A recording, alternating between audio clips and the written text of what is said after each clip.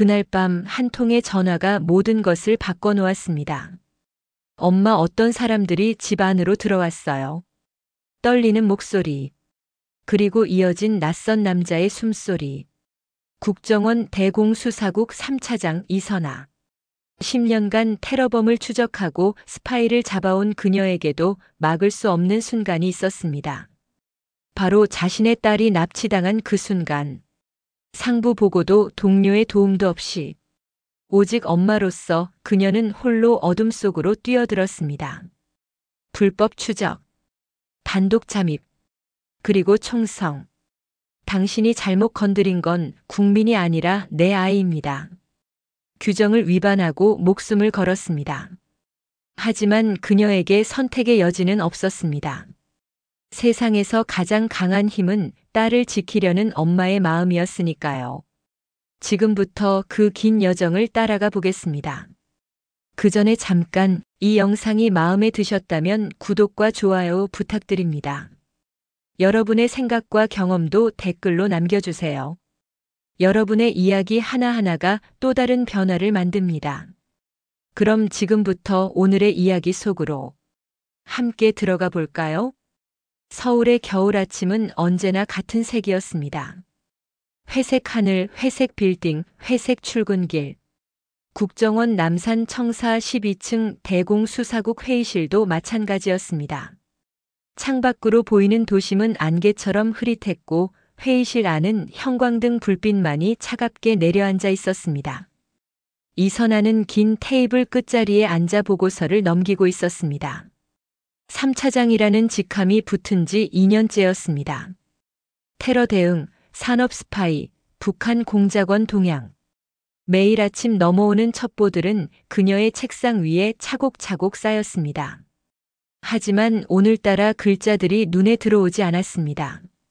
차장님, 3분기 대테러 예산안 검토 부탁드립니다. 옆자리 팀장이 서류를 건넸습니다. 선아는 고개를 끄덕이며 받아들었습니다. 손가락 끝으로 종이를 넘기면서도 그녀의 머릿속엔 다른 생각이 맴돌고 있었습니다. 오늘 아침 딸 하윤이가 물었던 질문이었습니다. 엄마, 이번 방학에 친구들이랑 부산 여행 가도 돼요? 식탁에 마주 앉아 토스트를 베어 물던 하윤의 얼굴이 떠올랐습니다. 고등학교 2학년. 이제 엄마보다 키가 커진 아이였습니다.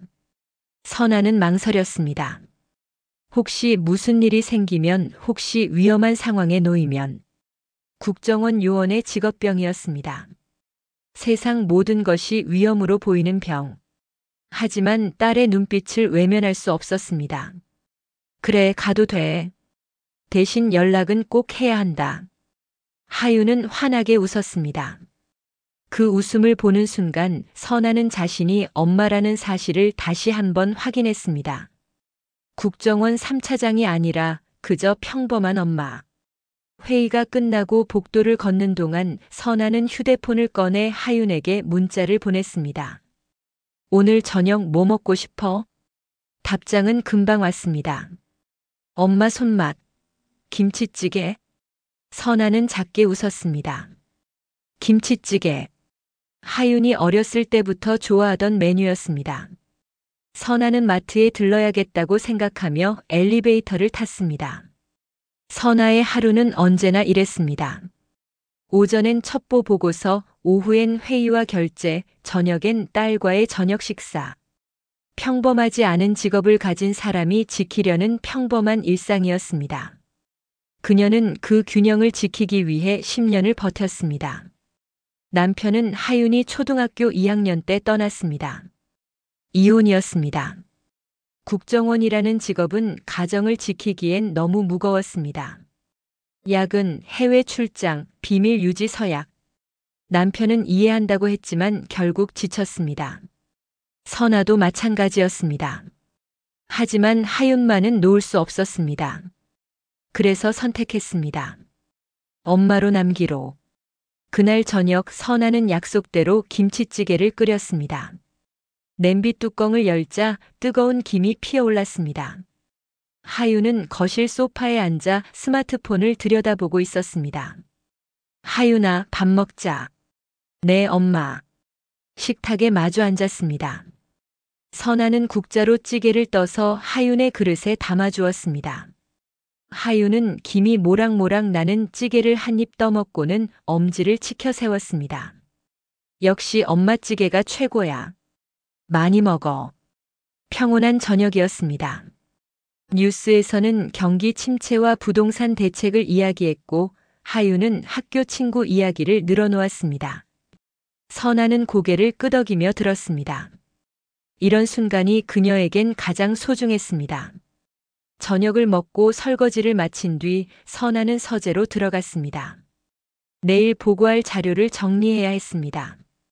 책상 위엔 봉인된 서랍이 하나 있었습니다. 은색 자물쇠가 채워진 서랍. 그 안엔 권총과 신분증, 그리고 비상 연락망이 들어 있었습니다. 선아는 그 서랍을 거의 열지 않았습니다. 열 필요가 없었습니다. 평화로운 일상 속에서 그 서랍은 그저 과거의 흔적일 뿐이었습니다. 밤 10시쯤 선아는 샤워를 하고 침대에 누웠습니다. 하윤의 방에선 불빛이 새어나왔습니다. 아마 숙제를 하고 있을 것이었습니다. 선아는 눈을 감았습니다. 내일도 비슷한 하루가 펼쳐질 것이었습니다. 회의, 보고서, 저녁 식사. 그렇게 시간이 흘러가면 하윤은 대학에 가고 취직을 하고 언젠가 자신만의 삶을 살아갈 것이었습니다.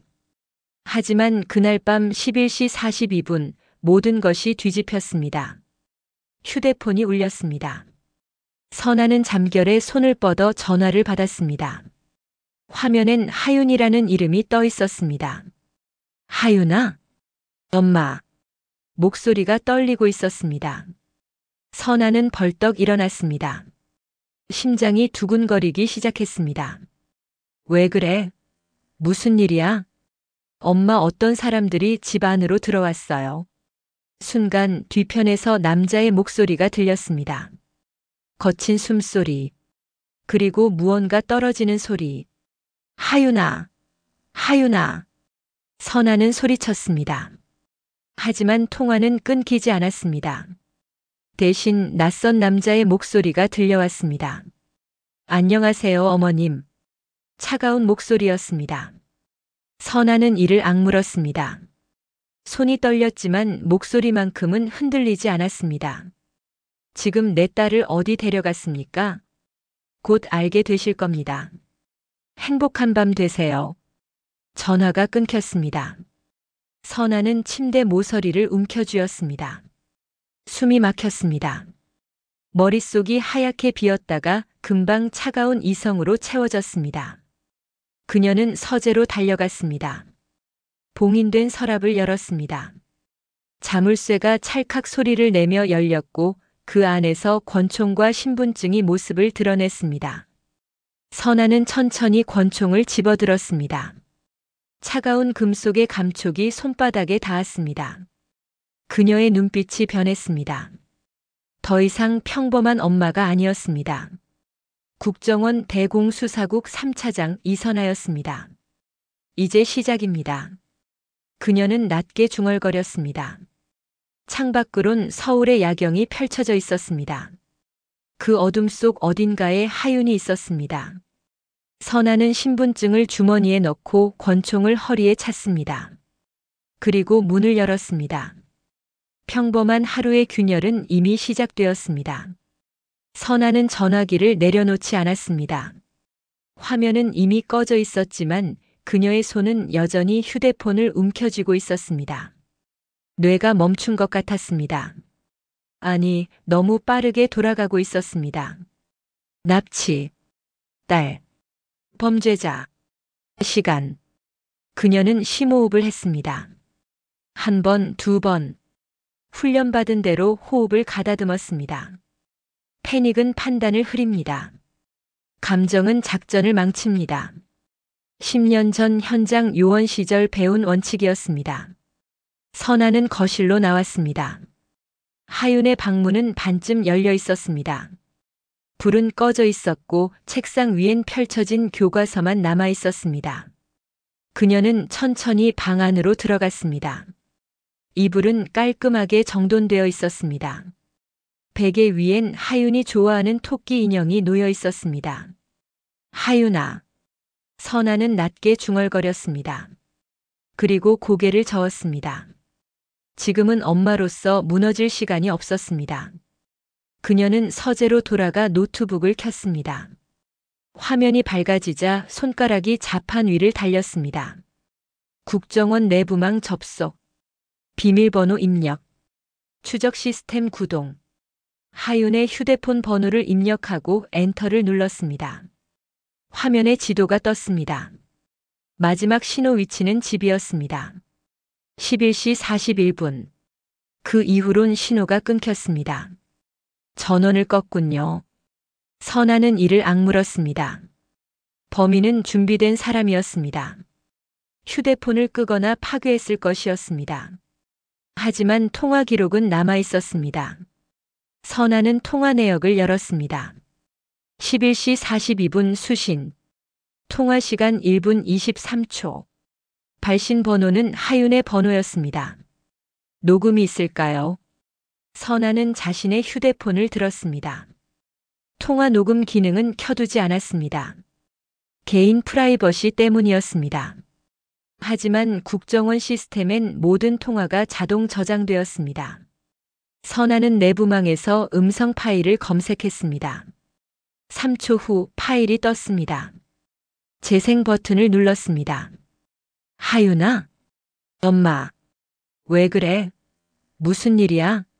엄마 어떤 사람들이 집 안으로 들어왔어요. 뒤편의 소음, 거친 숨소리, 그리고 남자의 목소리. 안녕하세요, 어머님. 선아는 음성 분석 프로그램을 실행했습니다.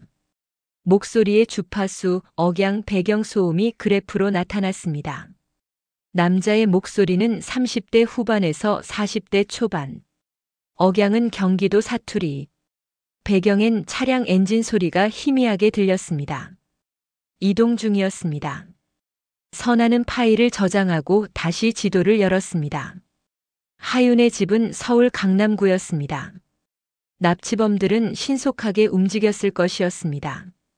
선아는 CCTV 영상을 확인해야 한다고 판단했습니다. 하지만 경찰에 신고하면 시간이 걸렸습니다. 절차, 보고, 승인. 그 사이 하윤은 더 멀리 끌려갈 것이었습니다. 선아는 내부망에 불법 접속했습니다. 서울시 통합관제센터 시스템. 비밀번호를 우회하고 권한을 임시로 상승시켰습니다. 화면에 수백 개의 CCTV 영상이 떴습니다. 그녀는 집 근처 영상부터 확인했습니다. 11시 38분. 검은색 SUV 한 대가 집 앞 골목에 정차했습니다. 번호판은 가려져 있었습니다. 11시 40분. 남자 2명이 차에서 내렸습니다.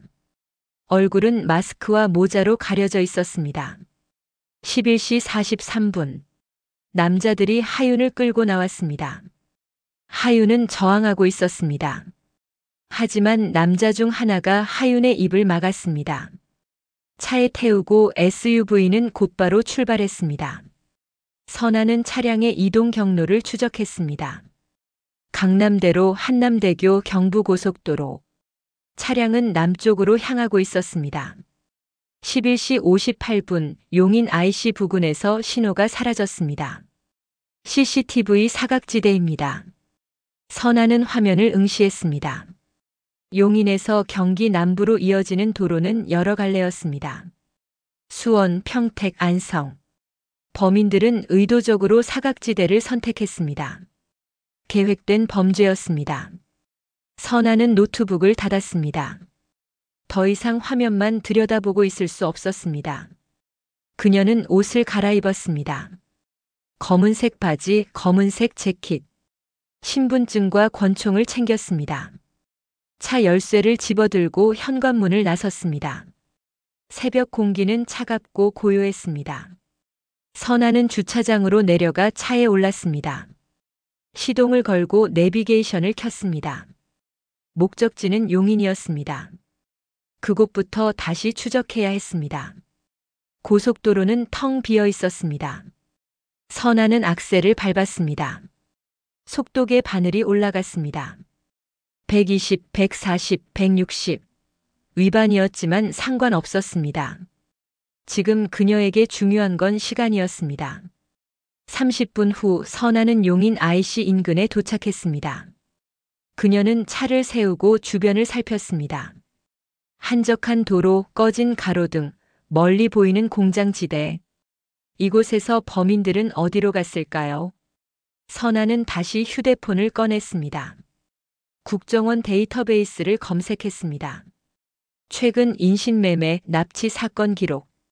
용인 인근에서 발생한 실종 사건. 화면에 여러 건의 사건이 떴습니다.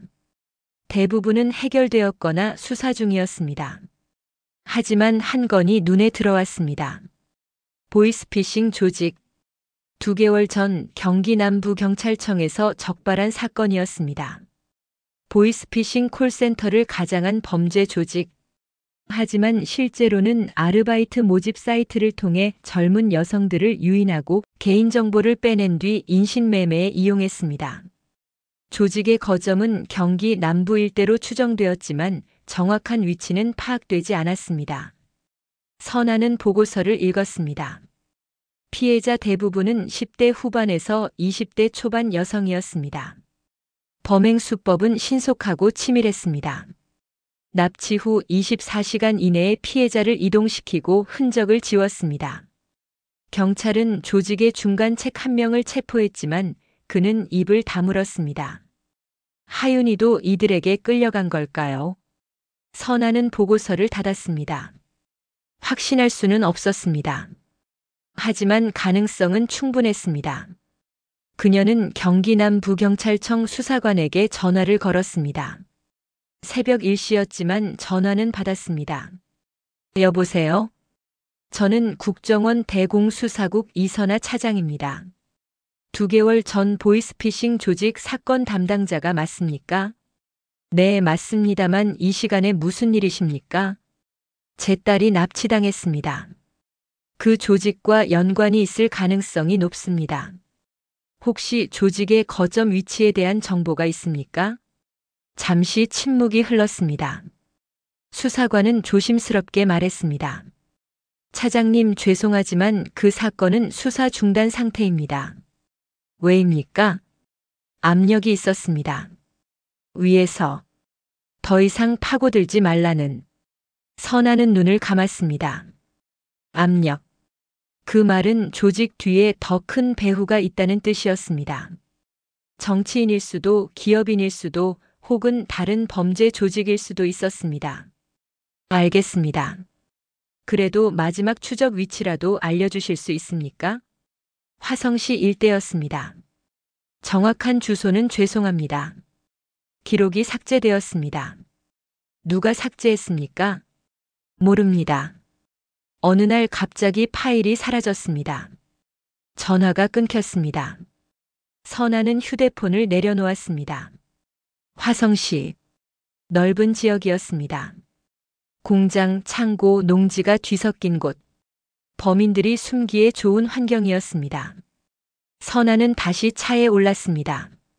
목적지를 화성시로 설정하고 출발했습니다. 하지만 막막했습니다. 화성시 어디를 가야 할지, 무엇을 찾아야 할지 알 수 없었습니다. 단서는 끊겼고 시간은 흘러가고 있었습니다. 차창 밖으론 어둠만 펼쳐져 있었습니다. 가로등 불빛이 스쳐 지나갔습니다. 선아는 핸들을 꽉 쥐었습니다. 손에 땀이 맺혔습니다. 머릿속엔 하윤의 얼굴이 떠올랐습니다. 떨리는 목소리, 두려움에 찬 눈빛. 엄마, 어떤 사람들이 집 안으로 들어왔어요. 선아는 이를 악물었습니다. 절대 포기할 수 없었습니다. 국정원 요원으로서가 아니라 엄마로서. 그녀는 악셀을 더 깊이 밟았습니다. 새벽 2시 선아는 화성시 외곽도로에 도착했습니다. 주변은 온통 어둠이었습니다. 공장 건물들이 멀리 보였지만 불이 켜진 곳은 없었습니다. 그녀는 차를 세우고 창문을 열었습니다. 찬 바람이 얼굴을 스쳤습니다. 그때 멀리서 희미한 불빛이 보였습니다. 선아는 눈을 가늘게 떴습니다. 창고 하나에서 불빛이 새어나오고 있었습니다. 새벽 2시에 불이 켜진 창고. 이상했습니다. 선아는 차를 천천히 움직였습니다. 불을 끄고 소리 없이 접근했습니다. 창고 앞에 차 2대가 정차해 있었습니다. 그중 하나는 검은색 SUV였습니다. 저 차입니다. 선아는 차에서 내렸습니다. 권총을 꺼내 탄창을 확인했습니다. 15발. 충분했습니다. 그녀는 창고 쪽으로 조용히 다가갔습니다. 창문 틈으로 안을 들여다봤습니다. 남자 4명이 보였습니다. 그들은 책상 앞에 앉아 무언가를 이야기하고 있었습니다. 하지만 하윤의 모습은 보이지 않았습니다. 선아는 주변을 살폈습니다. 창고 뒤편에 또 다른 문이 있었습니다. 지하로 이어지는 계단이 보였습니다. 거기 있을까요? 선아는 뒤편으로 돌아갔습니다. 문은 잠겨 있었습니다. 그녀는 주머니에서 작은 도구를 꺼냈습니다. 자물쇠를 따는데 10초가 걸렸습니다. 문이 열리고 어둠 속으로 계단이 이어졌습니다. 선아는 권총을 들고 천천히 내려갔습니다. 1걸음, 2걸음. 숨소리를 죽이고 발소리를 지웠습니다. 계단 끝엔 복도가 있었습니다. 복도 끝에서 희미한 불빛이 새어나왔습니다. 그리고 들렸습니다. 여자의 흐느끼는 소리. 선아는 멈춰 섰습니다. 심장이 뛰었습니다. 하윤일까요? 그녀는 복도 끝으로 다가갔습니다. 문틈으로 안을 들여다봤습니다. 여자 여러 명이 바닥에 앉아 있었습니다. 10명쯤 되어 보였습니다. 모두 젊었습니다. 그중 한 명이 하윤이었습니다. 하윤아. 선아는 낮게 중얼거렸습니다. 하윤은 벽에 기대 앉아 고개를 숙이고 있었습니다. 다치지는 않은 것 같았습니다. 하지만 두려움에 떨고 있었습니다. 선아는 문을 열려고 했습니다. 하지만 그 순간 뒤에서 목소리가 들렸습니다. 거기 누구요? 선아는 돌아봤습니다. 남자가 서 있었습니다. 손에는 둔기가 들려 있었습니다. 선아는 권총을 겨눴습니다. 움직이지 마세요. 남자는 웃었습니다. 그리고 큰 소리로 외쳤습니다. 침입자다. 복도에 발소리가 울렸습니다. 선아는 이를 악물었습니다. 계획이 틀어졌습니다. 하지만 물러설 수 없었습니다. 그녀는 방아쇠에 손가락을 걸었습니다. 이제 시작입니다. 선아는 방아쇠를 당기지 않았습니다. 총성은 위치를 알리는 신호탄이 될 것이었습니다. 그녀는 한 발짝 물러섰습니다. 복도 끝에서 남자 셋이 달려왔습니다. 손에는 강목과 쇠파이프가 들려 있었습니다. 손들어. 앞선 남자가 소리쳤습니다. 선아는 권총을 내렸습니다. 4대1. 좁은 복도. 불리한 상황이었습니다. 그녀는 양손을 천천히 들어 올렸습니다. 하지만 눈빛만은 흔들리지 않았습니다. 누구냐? 남자가 다가오며 물었습니다. 선아는 침착하게 대답했습니다. 면접 보러 왔습니다. 새벽에? 급하게 연락받았습니다. 아르바이트 자리 있다고. 남자는 코웃음을 쳤습니다. 그리고 선아의 허리춤을 가리켰습니다. 아르바이트생이 권총을 들고 다니나? 선아는 대답하지 않았습니다. 남자가 손짓했습니다. 다른 남자 둘이 다가와 선아의 팔을 붙잡았습니다. 권총을 빼앗기고 몸수색을 당했습니다. 신분증이 나왔습니다. 남자가 신분증을 들여다봤습니다. 국정원? 남자의 표정이 굳었습니다. 그는 뒤를 돌아보며 소리쳤습니다. 형님, 큰일 났습니다. 계단 위에서 발소리가 들렸습니다. 무거운 발걸음. 천천히 내려오는 소리. 곧 한 남자가 나타났습니다. 40대 중반쯤 되어 보였습니다. 양복을 입고 있었지만 눈빛은 날카로웠습니다. 국정원이라고. 남자가 선아를 내려다봤습니다. 선아는 그의 눈을 똑바로 바라봤습니다. 제 딸을 돌려주십시오. 딸. 남자는 잠시 생각하더니 피식 웃었습니다. 아, 그의 말이군요. 오늘 새로 들어온. 지금 당장 풀어주십시오. 그러면 여기서 일어난 일은 없던 걸로 하겠습니다. 남자는 고개를 저었습니다. 국정원 요원이 혼자서 여기까지 왔다는 건 신고하지 않았다는 뜻이죠. 그럼 거래할 게 없습니다. 선아는 이를 악물었습니다. 남자의 말이 맞았습니다. 그녀는 상부에 보고하지 않았습니다. 불법 접속, 무단 출동, 모두 규정 위반이었습니다. 하지만 그럴 시간이 없었습니다. 제가 여기 온 건 아무도 모릅니다. 하지만 제가 돌아가지 않으면 국정원이 움직일 것입니다. 그때 가서 생각하죠. 남자가 손짓했습니다. 부하 둘이 선아를 끌고 갔습니다. 선아는 저항하지 않았습니다. 지금은 기회를 기다려야 했습니다. 그들은 선아를 지하 방으로 밀어 넣었습니다. 쇠문이 닫히는 소리가 울렸습니다. 어둠 속에서 누군가 숨죽이는 소리가 들렸습니다. 선아는 눈을 어둠에 적응시켰습니다. 여자들이 벽에 기대 앉아 있었습니다. 모두 겁에 질린 얼굴이었습니다. 그중 한쪽 구석에 하윤이 앉아 있었습니다. 하윤아. 선아는 낮게 불렀습니다. 하윤이 고개를 들었습니다. 엄마를 보자 눈물이 터져 나왔습니다. 엄마. 하윤이 일어나 선아에게 달려왔습니다. 선아는 딸을 꽉 껴안았습니다. 떨리는 몸, 축축한 눈물. 선아는 하윤의 머리를 쓰다듬었습니다. 괜찮아. 엄마가 왔어. 어떻게? 엄마가 여기까지 추적했어. 너를 찾아서. 하윤은 선아의 품에서 흐느꼈습니다.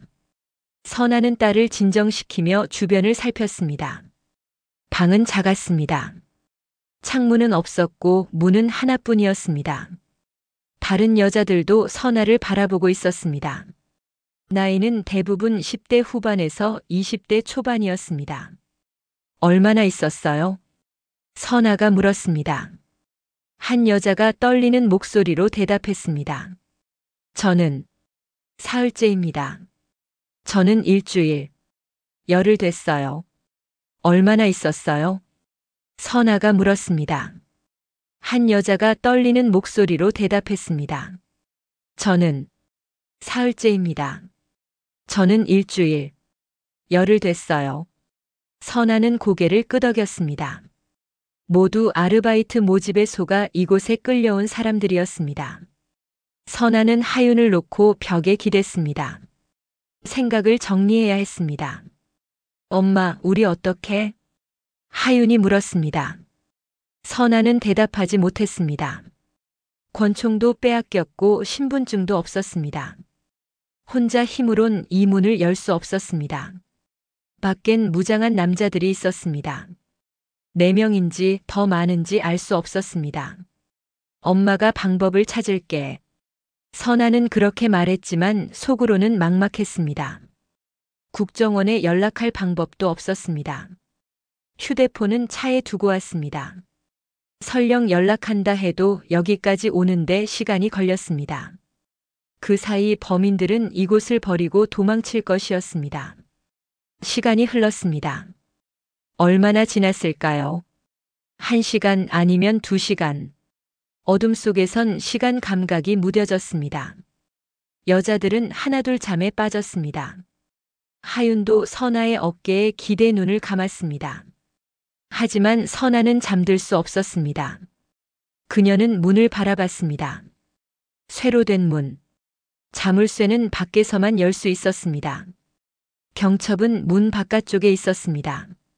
탈출구는 없었습니다. 이선아. 선아는 자신의 이름을 속으로 되뇌었습니다. 국정원 요원. 10년 경력. 대공수사국 3차장. 테러범을 추적하고 스파이를 잡아온 사람. 하지만 지금 이 순간 그녀는 무력했습니다. 딸을 구할 방법이 없었습니다. 새벽이 밝았을 것입니다. 문틈으로 희미한 불빛이 들어왔습니다. 곧 발소리가 들렸습니다. 자물쇠가 열리는 소리. 문이 열렸습니다.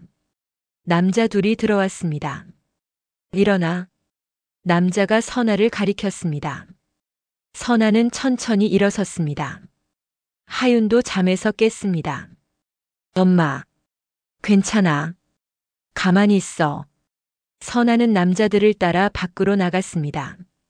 복도를 지나 계단을 올랐습니다. 1층 사무실로 들어갔습니다. 어젯밤 본 남자가 책상에 앉아 있었습니다. 담배를 피우고 있었습니다. 앉으세요. 남자가 의자를 가리켰습니다. 선아는 앉지 않았습니다. 남자는 어깨를 으쓱였습니다. 국정원이 움직이고 있습니까? 아직은 아닙니다. 그럼 언제쯤? 제가 24시간 연락하지 않으면 추적이 시작될 것입니다. 남자는 담배 연기를 내뿜었습니다. 그리고 창밖을 바라봤습니다. 해가 떠오르고 있었습니다. 24시간이면 충분합니다. 우린 오늘 밤 이곳을 비울 겁니다. 당신도 당신 딸도 다른 곳으로 옮겨질 거고요. 어디로? 알 필요 없습니다. 선아는 주먹을 쥐었습니다. 손톱이 손바닥을 파고들었습니다. 남자는 선아를 바라봤습니다. 국정원 요원이라고 해서 특별 대우는 없습니다. 오히려 골칫거리죠. 하지만 이용할 가치는 있습니다. 당신이 가진 정보, 접근 권한. 그걸 넘기면 딸은 살려드리죠. 거절합니다. 생각할 시간을 드릴게요. 오늘 저녁까지. 남자가 손짓했습니다. 부하들이 선아를 다시 지하로 끌고 갔습니다. 쇠문이 닫히고 다시 어둠이 찾아왔습니다. 선아는 벽에 등을 기대고 주저앉았습니다. 하윤이 다가왔습니다. 엄마, 뭐래? 아무것도 아니야. 선아는 거짓말을 했습니다. 하윤에게 사실을 말할 수 없었습니다. 그녀는 눈을 감았습니다. 머릿속으로 시나리오를 그렸습니다. 탈출 방법, 제압 방법, 구조 요청 방법. 하지만 모든 시나리오는 막다른 골목에서 끝났습니다. 저기요. 누군가 선아를 불렀습니다. 선아는 눈을 떴습니다. 한 여자가 다가왔습니다. 20대 초반쯤 되어 보였습니다. 아까 그 사람들 말 들었어요. 오늘 밤에 우릴 어디론가 옮긴다고. 맞습니다. 그럼 우린 어떻게 되는 거예요? 여자의 목소리가 떨렸습니다. 선아는 대답하지 못했습니다. 인신매매 조직의 목적은 명확했습니다. 노동 착취, 성매매, 장기 밀매. 어느 쪽이든 끔찍한 결말이었습니다. 제가 방법을 찾겠습니다. 선아는 그렇게 말했습니다. 하지만 확신은 없었습니다. 여자는 고개를 숙였습니다. 다른 여자들도 절망에 빠진 표정이었습니다. 시간이 흘렀습니다. 점심때쯤 문이 열리고 남자가 빵과 물을 던져 넣었습니다. 여자들은 나눠 먹었습니다. 선아는 손도 대지 않았습니다. 하윤도 먹지 않았습니다. 선아는 딸의 손을 잡았습니다. 먹어야 해. 엄마는 안 먹잖아. 엄마는 괜찮아. 하윤은 고개를 저었습니다. 선아는 빵을 한 조각 떼어 하윤의 손에 쥐어줬습니다. 엄마 말 들어. 하윤은 울먹이며 빵을 입에 넣었습니다. 선아는 딸의 머리를 쓰다듬었습니다. 그리고 다시 생각에 잠겼습니다. 저녁이 되었습니다. 문틈으로 들어오던 불빛이 사라졌습니다. 어둠이 깊어졌습니다. 그리고 발소리가 들렸습니다. 여러 명의 발소리. 자물쇠가 열리고 문이 활짝 열렸습니다. 남자 넷이 들어섰습니다. 모두 일어나. 이동한다. 여자들이 일어섰습니다. 선아도 일어섰습니다. 하윤의 손을 꽉 잡았습니다. 남자들은 여자들을 복도로 내몰았습니다. 계단을 올라 밖으로 나갔습니다. 밤 공기가 차가웠습니다. 창고 앞에 트럭이 대기하고 있었습니다. 화물칸이 열려 있었습니다. 남자들은 여자들을 트럭에 태웠습니다.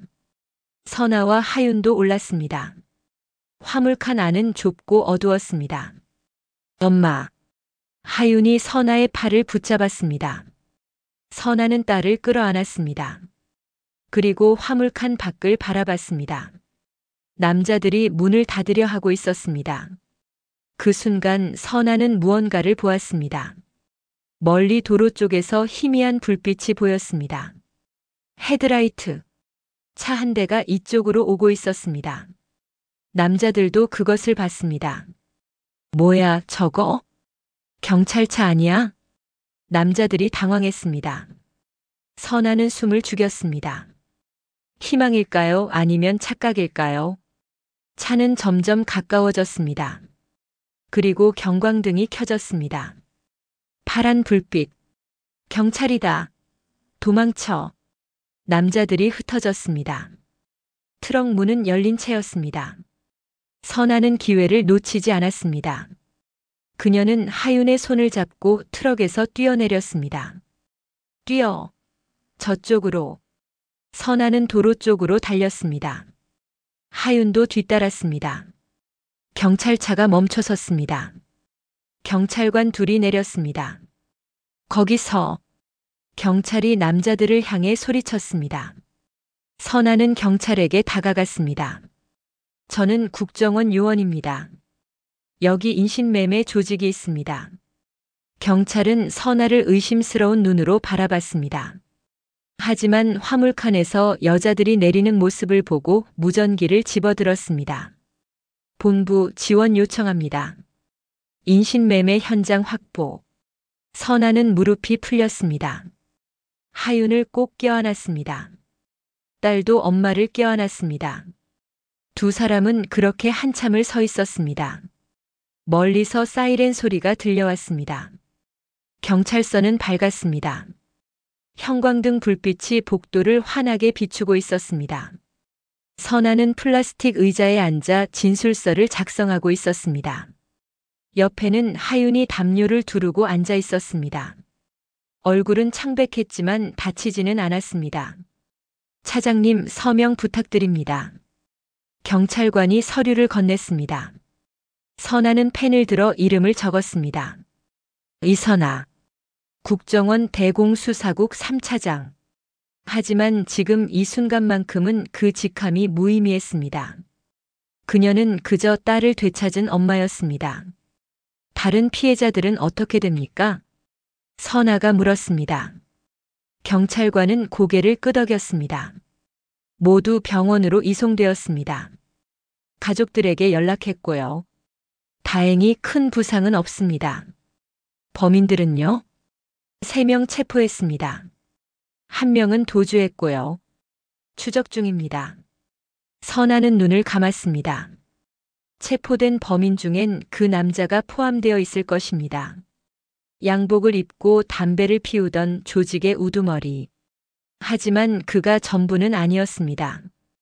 뒤에 더 큰 조직이 있었습니다. 차장님, 집에 가셔도 됩니다. 추가 조사는 내일 진행하겠습니다. 알겠습니다. 선아는 일어섰습니다. 하윤도 따라 일어났습니다. 두 사람은 경찰서를 나왔습니다. 새벽 공기는 여전히 차가웠습니다. 하지만 숨쉬기가 편했습니다. 자유로웠습니다. 선아의 차는 창고 근처에 두고 온 것이었습니다. 경찰이 가져다 주겠다고 했습니다. 선아는 택시를 불렀습니다. 택시가 도착하고 두 사람은 뒷좌석에 탔습니다. 어디로 갈까요? 기사가 물었습니다. 선아는 잠시 망설였습니다. 집으로 갈까요? 아니면 병원으로 갈까요? 하윤을 바라봤습니다. 하윤은 창밖을 보고 있었습니다. 표정이 없었습니다. 강남구 대치동으로 가주세요. 네. 택시가 출발했습니다. 도로는 텅 비어 있었습니다. 새벽 4시. 세상은 아직 잠들어 있었습니다. 선아는 하윤의 손을 잡았습니다. 차가운 손이었습니다. 하윤아. 응, 괜찮아? 하윤은 고개를 끄덕였습니다. 하지만 눈물이 흘렀습니다. 선아는 딸을 끌어안았습니다. 하윤은 엄마 품에서 소리 없이 울었습니다. 선아는 딸의 머리를 쓰다듬었습니다. 아무 말도 하지 않았습니다. 지금은 말보다 온기가 필요했습니다. 집에 도착했습니다. 현관문을 열자 익숙한 공간이 펼쳐졌습니다. 거실, 주방, 복도. 모든 게 그대로였습니다. 하지만 무언가 달랐습니다. 평온했던 공간이 낯설게 느껴졌습니다. 씻고 자야겠다. 선아가 말했습니다. 하윤은 고개를 끄덕이고 방으로 들어갔습니다. 선아는 거실에 앉았습니다. 소파에 몸을 기댔습니다. 온몸이 무거웠습니다. 긴장이 풀리자 피로가 밀려왔습니다. 선아는 휴대폰을 꺼냈습니다. 부재중 전화가 20통 넘게 와 있었습니다. 국정원 상사, 동료, 팀원들 모두 그녀를 찾고 있었습니다. 선아는 상사에게 전화를 걸었습니다. 3번 신호음이 울린 뒤 전화가 연결되었습니다. 차장, 지금 어디야? 급한 목소리였습니다. 선아는 침착하게 대답했습니다. 집입니다. 죄송합니다. 급한 일이 있었습니다. 급한 일? 24시간 동안 연락이 안 되면 얼마나 걱정하는지 알아? 죄송합니다. 무슨 일이었는데? 선아는 잠시 망설였습니다. 사실을 말해야 할까요? 딸이 납치당했다고. 불법으로 국정원 시스템에 접속했다고. 혼자 범죄 조직을 추적했다고. 모두 규정 위반이었습니다. 개인적인 일이었습니다. 자세한 건 출근해서 보고하겠습니다. 차장, 죄송합니다. 지금은 좀 쉬어야 할 것 같습니다. 전화를 끊었습니다. 선아는 휴대폰을 내려놓았습니다. 상부에 보고하면 징계가 있을 것이었습니다. 감봉, 정직 아니면 해임. 하지만 상관없었습니다. 딸을 구했습니다. 그것만으로 충분했습니다. 샤워 소리가 들렸습니다. 하윤이 씻고 있었습니다. 선아는 주방으로 갔습니다. 냉장고를 열었습니다. 우유, 계란, 야채. 아침을 준비해야 했습니다. 하윤은 배가 고플 것이었습니다. 선아는 계란을 꺼냈습니다. 프라이팬을 달궜습니다. 기름을 두르고 계란을 깼습니다. 노른자가 지글지글 익어갔습니다. 토스트를 구웠습니다. 우유를 데웠습니다. 식탁을 차렸습니다. 하윤이 방에서 나왔습니다. 머리를 말리고 있었습니다. 얼굴이 조금 나아 보였습니다. 선아는 미소를 지었습니다. 배고프지? 응. 하윤이 식탁에 앉았습니다. 선아는 접시를 하윤 앞에 놓았습니다. 하윤은 포크를 들었습니다. 하지만 먹지 않았습니다. 그저 계란을 내려다보고 있었습니다. 하윤아. 선아가 불렀습니다. 하윤이 고개를 들었습니다. 눈이 빨갰습니다. 엄마 미안해. 왜? 내가 조심했어야 했는데. 그 사람들 말을 믿지 말았어야 했는데. 하윤의 목소리가 떨렸습니다. 선아는 자리에서 일어나 하윤 옆에 앉았습니다. 딸의 손을 잡았습니다. 내 잘못이 아니야. 누가 봐도 속을 수밖에 없는 상황이었어. 하지만 하윤아, 엄마한테 미안하다는 말 하지 마. 내가 무사해서 다행이야. 그것만으로도 충분해. 선아는 딸을 끌어안았습니다. 하윤은 엄마 품에서 다시 울었습니다. 선아는 딸의 등을 토닥였습니다. 두 사람은 한참을 그렇게 있었습니다. 아침을 먹고 선아는 하윤을 재웠습니다. 하윤은 금방 잠들었습니다. 피곤했을 것입니다. 선아는 거실로 나와 노트북을 켰습니다. 국정원 내부망에 접속했습니다. 보고서를 작성해야 했습니다. 손가락이 자판 위를 움직였습니다. 사건 경위, 추적 과정, 체포 결과. 모든 것을 기록했습니다. 불법 접속도 무단 출동도 숨기지 않았습니다. 사실대로 적었습니다. 그리고 마지막 문장을 썼습니다. 본인의 독단적 행동으로 규정을 위반한 점 깊이 사과드립니다. 징계를 감수하겠습니다. 보고서를 제출했습니다. 화면에 전송 완료라는 문구가 떴습니다. 선아는 노트북을 닫았습니다. 이제 결과를 기다리는 일만 남았습니다. 오후가 되었습니다. 선아는 소파에 앉아 뉴스를 보고 있었습니다. 화면엔 화성시 인신매매 조직 검거 소식이 나오고 있었습니다. 피해자 12명 구조, 범인 3명 체포, 배후 조직 수사 중. 엄마, 하윤이 방에서 나왔습니다. 잠에서 깬 모양이었습니다. 선아는 자리를 비켜줬습니다. 하윤이 옆에 앉았습니다. 엄마, 나 물어봐도 돼? 응. 엄마가 진짜 국정원이었어? 그게 사실이야? 선아는 고개를 끄덕였습니다. 하윤은 놀란 표정을 지었습니다. 왜? 나한테 말 안 했어? 비밀이었어. 가족에게도 자세히 말할 수 없었어. 그럼 엄마가 하는 일은 뭔데? 선아는 잠시 생각했습니다. 어떻게 설명해야 할까요? 테러 대응, 스파이 추적, 국가안보. 하윤이 이해하기엔 너무 복잡한 세계였습니다. 나쁜 사람들을 잡는 일이야. 나라를 지키는 일. 위험하지 않아? 가끔은. 하윤은 엄마를 바라봤습니다. 복잡한 표정이었습니다. 존경과 걱정이 섞인 표정. 엄마 고마워. 나 구해줘서. 당연한 거야. 엄마니까. 하윤은 선아에게 기댔습니다.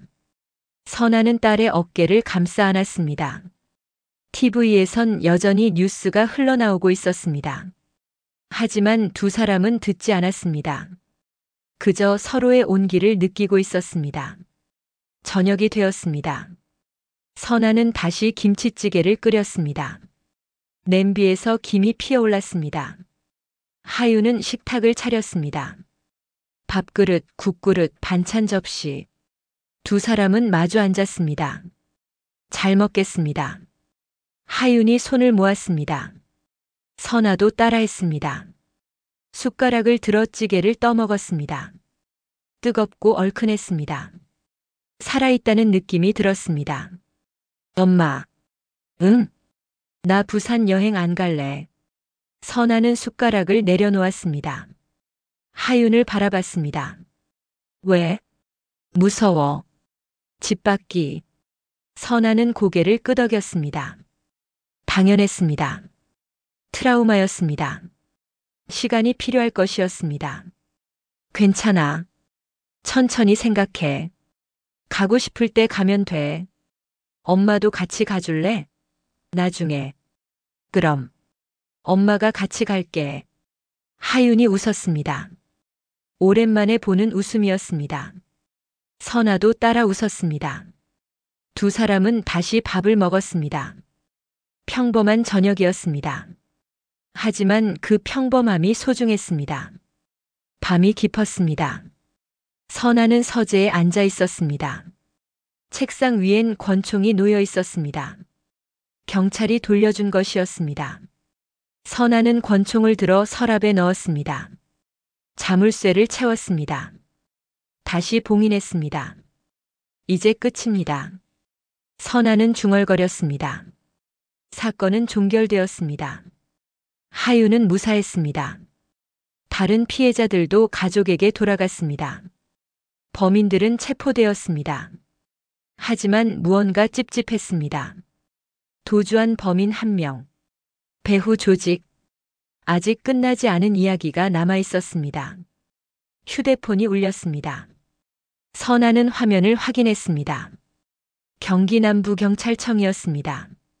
전화를 받았습니다. 여보세요? 차장님, 저는 경기 남부경찰청 수사과입니다. 말씀드릴 게 있어서 연락드렸습니다. 무슨 일입니까? 체포된 범인 중 1명이 자백했습니다. 조직의 배후가 인천에 있다고 합니다. 항만 쪽. 선아는 숨을 멈췄습니다. 인천 항만, 밀수, 밀항, 인신매매. 모든 범죄의 통로였습니다. 언제 작전을 시작합니까? 내일 새벽입니다. 국정원의 협조가 필요합니다. 차장님께서 참여하실 수 있으십니까? 선아는 하윤의 방을 바라봤습니다. 불은 꺼져 있었습니다. 평화로운 밤이었습니다. 하지만 다른 누군가는 아직도 어둠 속에 갇혀 있을 것이었습니다. 참여하겠습니다. 감사합니다. 내일 오전 5시 인천 북항에서 만나겠습니다.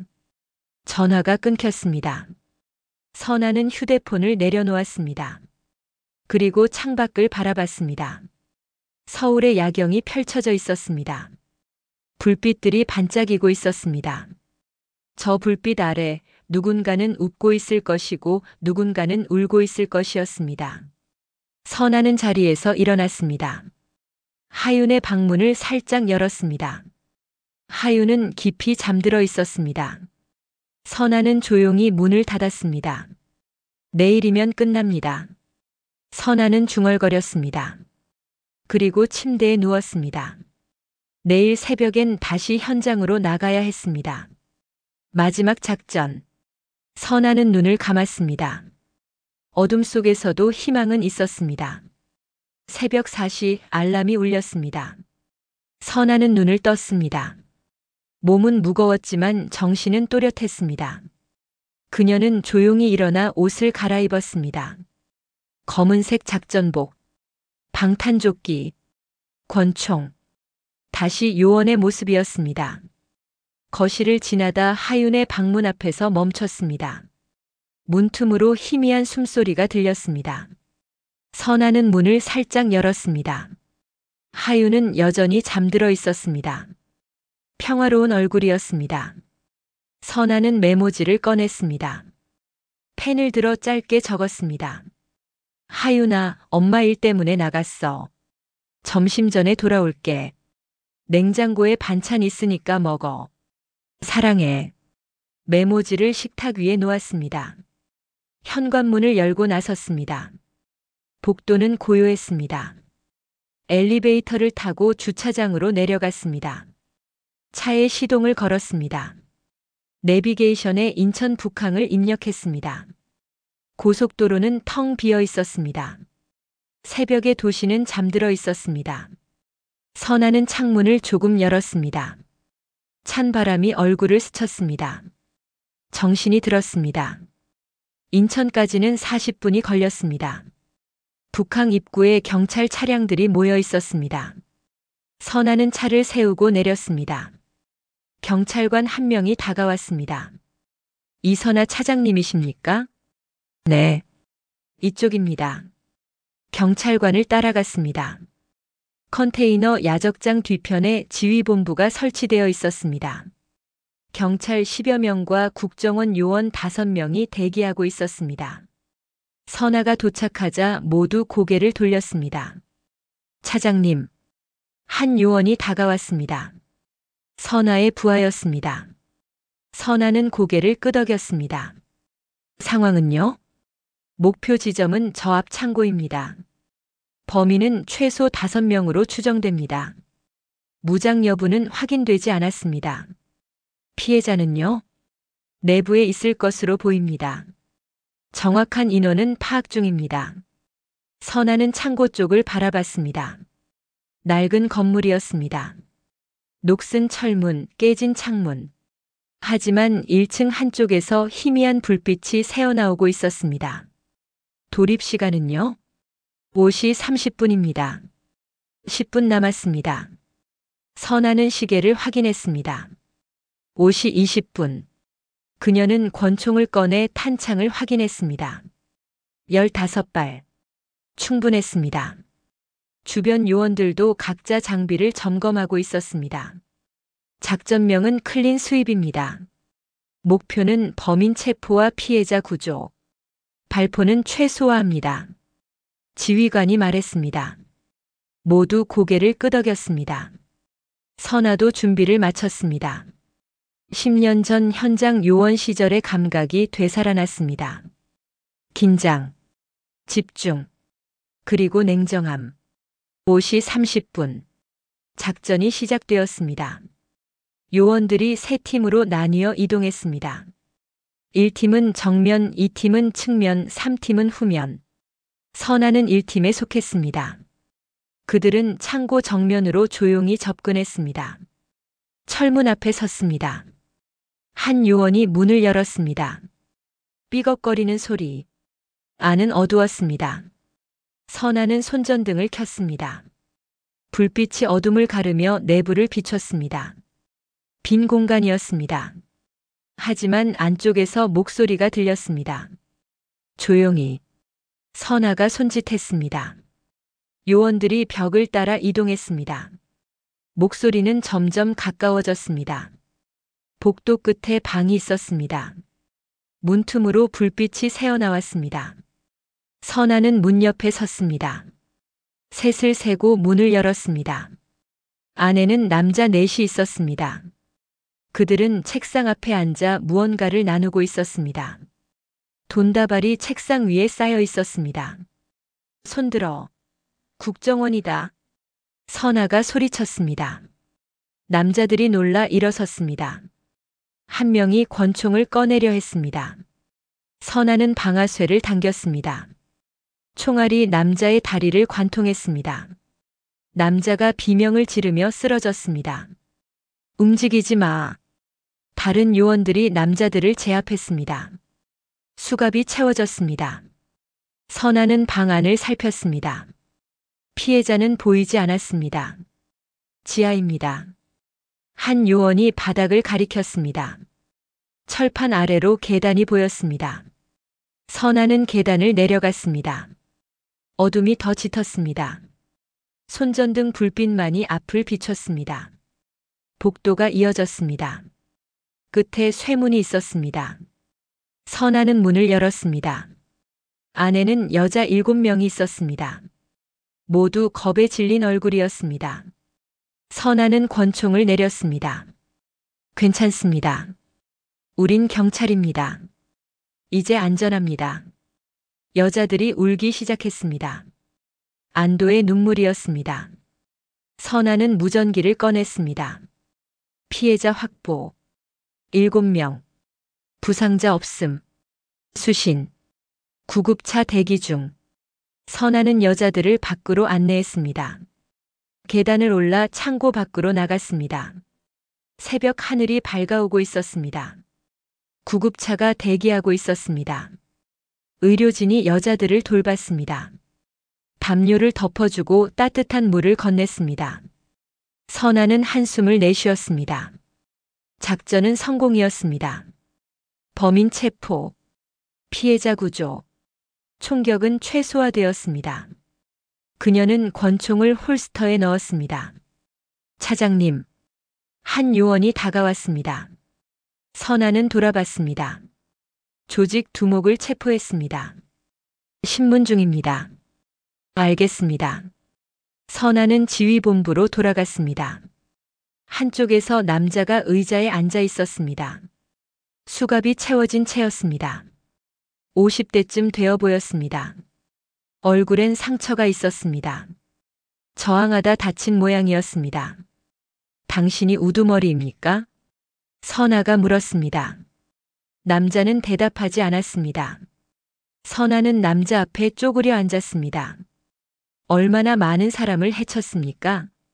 남자는 여전히 침묵했습니다. 선아는 일어섰습니다. 더 이상 물을 필요가 없었습니다. 증거는 충분했습니다. 피해자들의 증언, 현장에서 발견된 서류들, 돈다발. 모두 범죄를 입증하는 것들이었습니다. 당신 같은 사람들 때문에 얼마나 많은 가족이 무너지는지 아십니까? 선아가 말했습니다. 남자가 고개를 들었습니다. 처음으로 눈을 마주쳤습니다. 세상은 원래 그렇게 돌아갑니다. 아닙니다. 당신이 그렇게 만든 것뿐입니다. 선아는 돌아섰습니다. 더 이상 대화할 가치가 없었습니다. 그녀는 지휘본부를 나와 차로 향했습니다. 작전은 끝났습니다. 이제 집으로 돌아갈 시간이었습니다. 오전 7시 선아는 집에 도착했습니다. 현관문을 열고 들어섰습니다. 거실에서 고소한 냄새가 났습니다. 하윤이 부엌에 서 있었습니다. 계란을 굽고 있었습니다. 하윤아. 선아가 불렀습니다. 하윤이 돌아봤습니다. 미소를 지었습니다. 엄마 배고플 것 같아서 아침 만들었어. 선아는 가슴이 뭉클했습니다. 딸이 잘하고 있었습니다. 그녀는 신발을 벗고 부엌으로 갔습니다. 하윤 옆에 섰습니다. 고마워. 엄마야말로 고마워. 나 구해줘서. 두 사람은 눈을 마주쳤습니다. 말은 필요 없었습니다. 모든 감정이 눈빛에 담겨 있었습니다. 선아는 딸을 안았습니다. 하윤도 엄마를 안았습니다. 엄마, 나 결심했어. 뭘? 나중에 커서 엄마처럼 될 거야. 사람 구하는 일 하고 싶어. 선아는 딸의 얼굴을 바라봤습니다. 진지한 표정이었습니다. 선아는 고개를 끄덕였습니다. 힘든 길이야. 알아. 그래도 하고 싶어. 엄마가 나한테 해준 것처럼 나도 누군가를 도와주고 싶어. 선아는 미소를 지었습니다. 딸이 자랑스러웠습니다. 그녀는 하윤의 머리를 쓰다듬었습니다. 그럼 엄마가 도와줄게. 천천히 함께. 응. 두 사람은 식탁에 앉았습니다. 계란, 토스트, 우유. 평범한 아침이었습니다. 하지만 특별했습니다. 함께 있다는 것만으로도 의미가 있었습니다. 엄마, 부산 여행 다시 생각해봤어. 하윤이 말했습니다. 선아는 숟가락을 내려놓았습니다. 가고 싶어? 응. 근데 엄마랑 같이. 친구들 말고. 그래, 같이 가자. 언제? 이번 주말. 하윤이 환하게 웃었습니다. 선아도 따라 웃었습니다. 두 사람은 계획을 세웠습니다. 어디를 갈지, 무엇을 먹을지, 어디서 잘지. 소소한 대화였지만 행복했습니다. 오후가 되었습니다. 선아는 국정원에 출근했습니다. 상사의 사무실로 갔습니다. 노크를 하고 들어갔습니다. 상사는 책상 앞에 앉아 있었습니다. 차장 앉으세요. 선아는 의자에 앉았습니다. 상사는 서류를 들어 올렸습니다. 선아가 제출한 보고서였습니다. 읽었습니다. 죄송합니다. 규정 위반입니다. 불법 접속, 무단 출동, 독단 행동. 징계 사유가 충분합니다. 선아는 고개를 숙였습니다. 상사는 잠시 침묵했습니다. 그리고 말을 이었습니다. 하지만 결과는 좋았습니다. 인신매매 조직 검거, 피해자 구조. 국정원의 위상을 높였습니다. 선아는 고개를 들었습니다. 상사가 미소를 지었습니다. 징계 대신 경고 조치로 마무리하겠습니다. 대신 다음엔 절대 이런 일 없어야 합니다. 감사합니다. 그리고 상사가 또 다른 서류를 꺼냈습니다. 인사 발령입니다. 2차장으로 승진입니다. 선아는 놀랐습니다. 승진. 예상하지 못한 결과였습니다. 저를요? 당신 능력을 인정한 겁니다. 앞으로도 잘 부탁합니다. 선아는 서류를 받았습니다. 손이 떨렸습니다. 감사했습니다. 하지만 동시에 책임감도 느껴졌습니다. 최선을 다하겠습니다. 사무실을 나와 복도를 걸었습니다. 동료들이 축하한다며 손을 흔들었습니다. 선아는 고개를 숙여 인사했습니다. 자리로 돌아와 앉았습니다. 책상 위엔 사진 액자가 하나 있었습니다. 하윤과 함께 찍은 사진이었습니다. 두 사람 모두 웃고 있었습니다. 선아는 사진을 들여다봤습니다. 그리고 생각했습니다. 자신이 이 일을 하는 이유. 국가를 지키는 것도 중요하지만 결국은 사람을 지키기 위함이었습니다. 하윤 같은 아이들이 안전하게 살 수 있는 세상. 그것이 선아가 꿈꾸는 세상이었습니다. 저녁에 집으로 돌아갔습니다. 하윤은 거실에서 책을 읽고 있었습니다. 선아가 들어서자 고개를 들었습니다. 엄마, 오늘 어땠어? 좋았어. 승진했어. 진짜? 축하해. 하윤이 일어나 선아를 안았습니다. 선아도 딸을 안았습니다. 두 사람은 저녁을 준비했습니다. 냉장고를 열고 재료를 꺼내고 함께 요리했습니다. 웃음소리가 집안을 채웠습니다. 밤이 되었습니다. 선아는 창가에 서서 밖을 바라봤습니다. 서울의 야경이 펼쳐져 있었습니다. 불빛들이 반짝였습니다. 어딘가에선 누군가 웃고 있을 것이고 어딘가에선 누군가 울고 있을 것이었습니다. 하지만 선아는 믿었습니다. 세상은 조금씩 나아지고 있다고. 엄마. 하윤이 뒤에서 불렀습니다. 선아는 돌아봤습니다. 자러 갈래? 응. 두 사람은 각자 방으로 들어갔습니다. 선아는 침대에 누웠습니다. 오늘 하루를 떠올렸습니다. 작전, 체포, 구조. 그리고 집으로 돌아온 순간 모든 것이 의미 있었습니다. 선아는 눈을 감았습니다. 내일은 또 다른 하루가 시작될 것이었습니다. 회의, 보고서, 작전. 하지만 저녁엔 하윤과 함께 식사를 할 것이었습니다. 그것만으로도 충분했습니다. 세상에서 가장 강한 힘은 사랑이었습니다. 국가도 권력도 돈도 아니었습니다. 딸을 지키려는 엄마의 마음. 그것이야말로 세상을 움직이는 힘이었습니다. 선아는 미소를 지으며 잠에 빠졌습니다. 평화로운 밤이었습니다. 영상이 마음에 드셨다면 구독과 좋아요 부탁드립니다. 그리고 여러분의 이야기를 댓글로 들려주세요. 당신의 한마디가 또 다른 변화를 만듭니다.